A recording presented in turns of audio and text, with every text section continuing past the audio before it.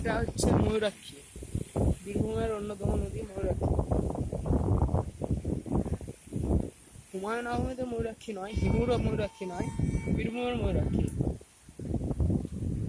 ওই দূরে যে রাস্তাটা যেখান দিয়ে জল যাচ্ছে ওটা হচ্ছে সাঁইথিয়া বহরমপুরের সঙ্গে সিঁড়ি যাওয়ার রাস্তার একমাত্র সংযোগ,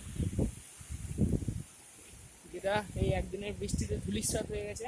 মাঝে মাঝেই ভেঙে যায়, মাঝে মাঝে আবার তৈরিও করে।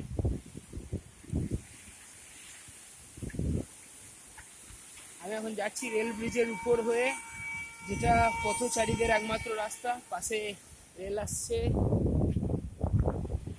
তো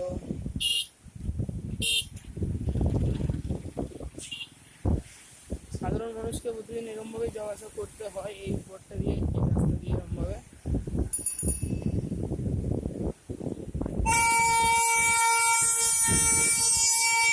এই যে ব্রিজটা দেখা যাচ্ছে পাশে, এই ব্রিজটা হচ্ছে থার্ড লাইন হচ্ছে, যেটা কানেক্ট করবে, এটা কানেক্ট করবে হচ্ছে রামপুরহাট টু সাঁইথিয়া।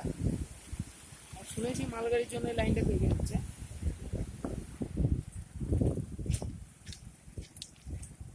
গরুর হাট আজকে, গরু নিয়ে যাচ্ছে। তো এটা একটা দাঁড়াবার জায়গা, এটা হচ্ছে নদী, এটা নদী।